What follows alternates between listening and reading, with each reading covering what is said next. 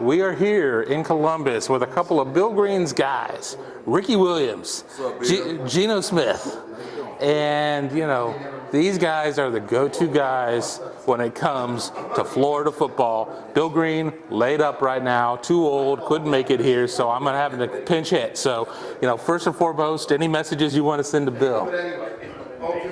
Get right, Bill. Come on now. I can't wait till Ohio and I don't see you, man. Yeah, Bill, you got to get out that bed, man. You're talking about your back hurt. You ain't that old.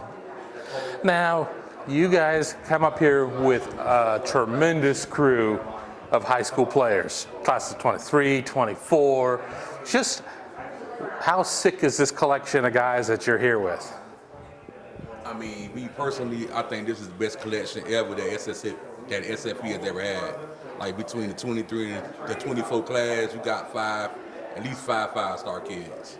You got Brandon Ennis, Cornell Tate, Jeremiah Smith, Josiah Trader, Nathaniel Ray. He's not here.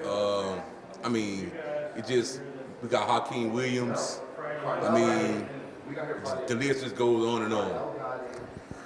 And what is it, when you come up with these, young athletes, some of them it's a first visit, some of them it's not a first visit, they've been here before, but what do you hope that they take out of these visits, be it Ohio State or somewhere else, in terms of the experience? The hopes that we take out of it is that they, see what it will be like at the next level. It's different levels to football. This is just another step to it, so they get to see just how things happen.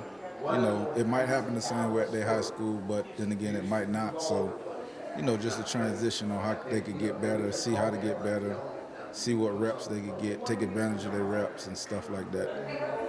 Now, I'm not asking anybody to give us any inside information unless they want to, but Ohio State has to be sitting in pretty good shape with a couple of these guys. It sure feels like, obviously they have one in the fold already with Cedric Hawkins, the commitment from him, but just, why is Ohio State killing it so well with all these kids from South Florida?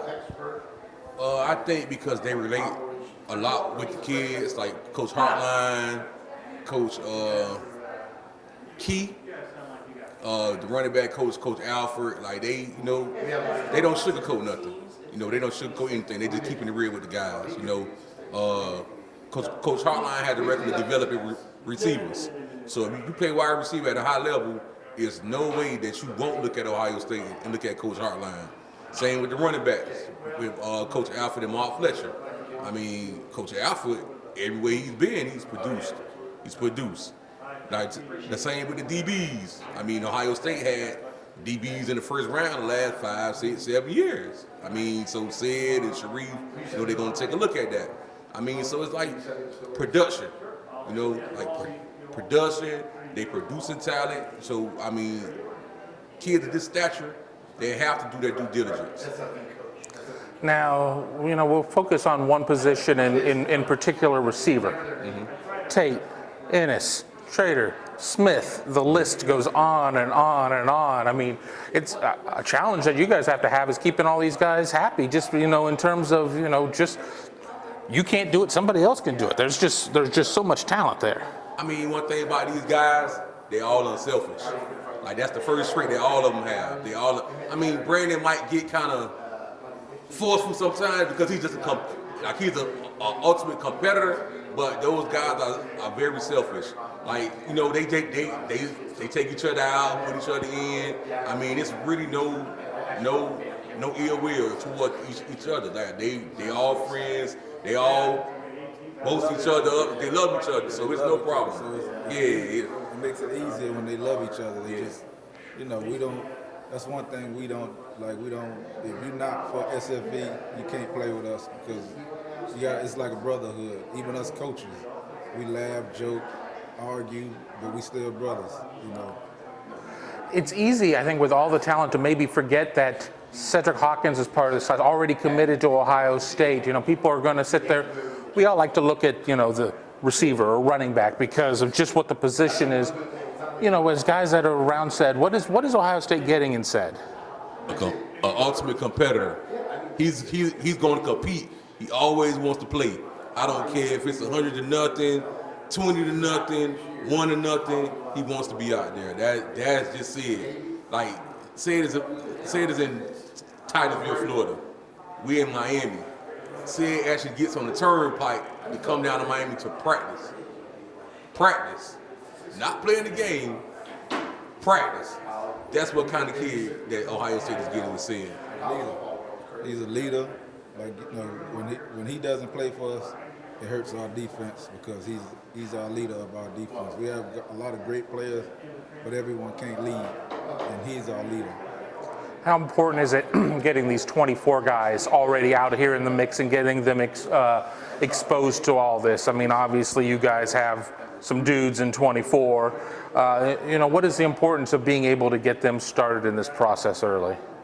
Like with the 23 class last year, they was our featured group. So like they played back to back at the higher level. With the 24 kids, we doing the same thing with those guys. So they see how it goes. They're getting the mental reps. They're seeing the colleges. They're looking at the fans. They're seeing what they want in the college. I mean, yeah, it might be a 4-year decision, but in reality, it's a 40-year decision. That's what we want the guys to understand about that. I mean, yeah, it might look good right now, but how's it going to look next year? How's it going to look 10 years from now? So that's what we're basically trying to do. Now, I heard one of you is an Alabama guy. That's what Bill Greene told me. I mean, do they have a picture at the wall at the Woody and say "Do not admit" or anything like that because of that? I'll give this back to him. Hey, I guess I'll be the Alabama guy. I'm a Bama fan, right? But also, I know everyone can't go to Bama. You know, everyone can't go to Ohio State. So like when we all come to things of this nature, like for me it's all business.